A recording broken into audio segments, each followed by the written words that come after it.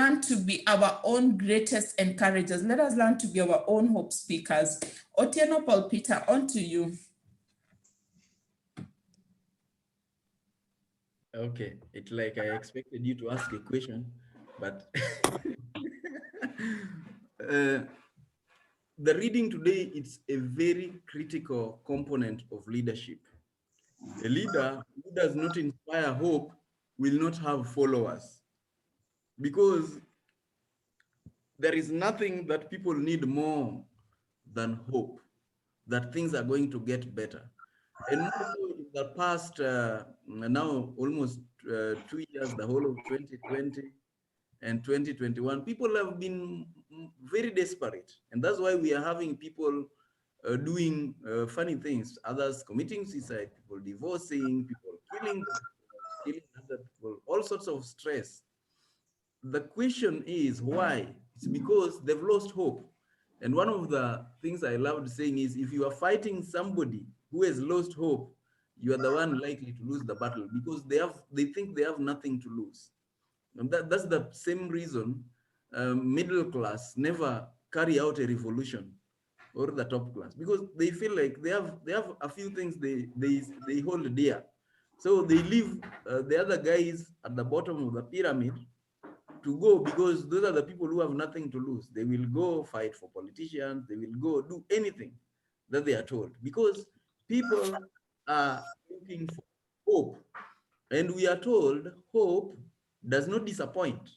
Somewhat the beginning of every success is having a hope, having a positive mental attitude that something can happen, something good can come out of this.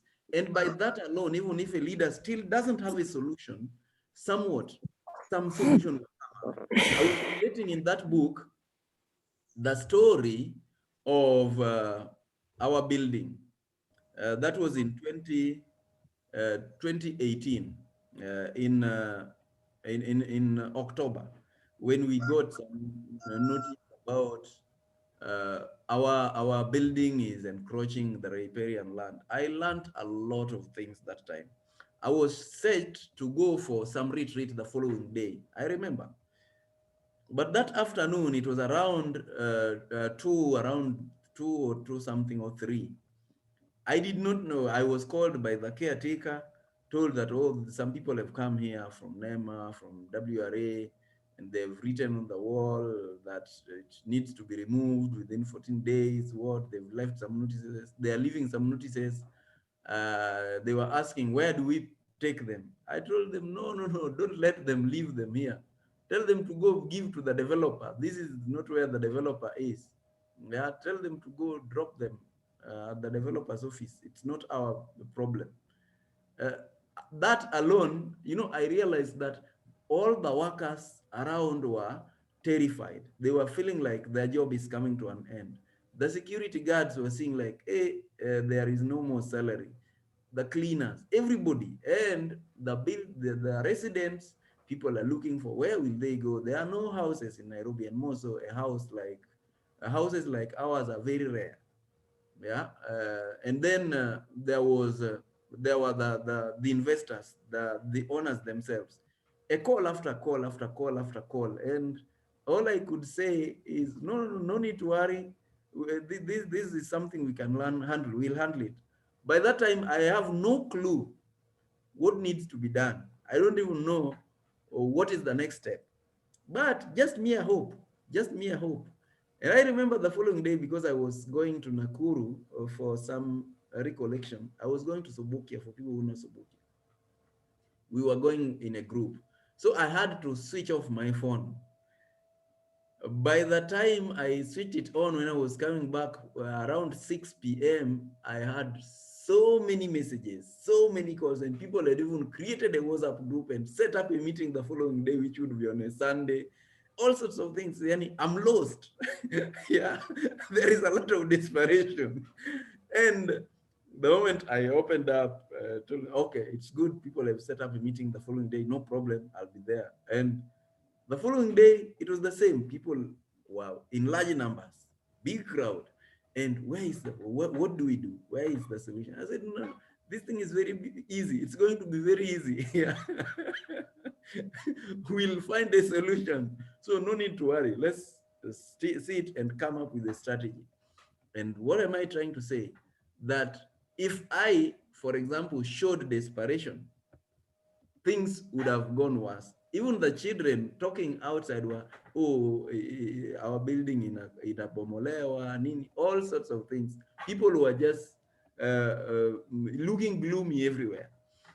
I learned that hope is a great strategy. It's the start of everything that happens. And by the way, it became simple. In the next couple of days, things worked and we were able to arrest the situation. Along the way, people got relaxed. And nowadays, even if I call them, you people come finish the task we started. Uh, Very few people come, very few people show up because they got relaxed, they got the hope. By the way, there is the extent of hope when people get. Sometimes you might have a problem bringing them back to act. So, hope is a big deal. Another thing is, another example I love giving is if you are a parent and people bang into your door, the way police officers or thugs would do, fungua fungua, bam bam bam, then you run away, you hide under a table or under a bed. What do you think your children would do? What do you think they would think about? They will start crying.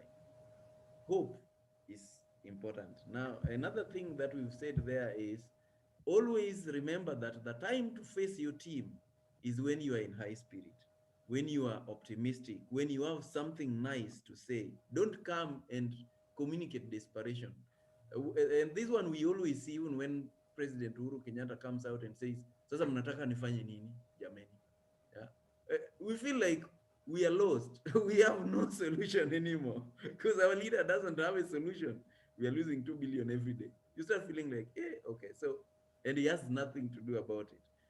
We've got to all of us start seeing ourselves as hope ambassadors and start looking at how can we inspire hope in people. They are going through tragedies of job losses or salary cuts or problems of health. People are talking much about COVID. One way of giving hope is don't talk about the trouble, talk about the solution.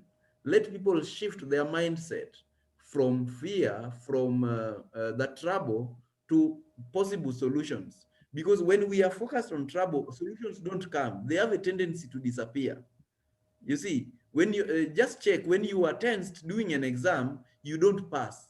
You must compose yourself. That is when you start thinking clearly, and then solution comes. That's the way it works. So we've got to be people who can manage to compose ourselves and not show our restlessness. That's why we are leaders. And leadership is hard. It's not a simple thing. It also entails that composing yourself, that ability to stay calm in the middle of storm and tell people, peace, be still. Yes. And tell yourself, first of all, and by the way, that is a text I read and repeated to myself a whole time when I was out there before opening my phone that day when people were calling me, that peace, be still, peace, be still, peace, be still. Be still and know that I am God. I repeated that to myself so that I'm able to calm myself and come up with solutions and ideas that would be able to work.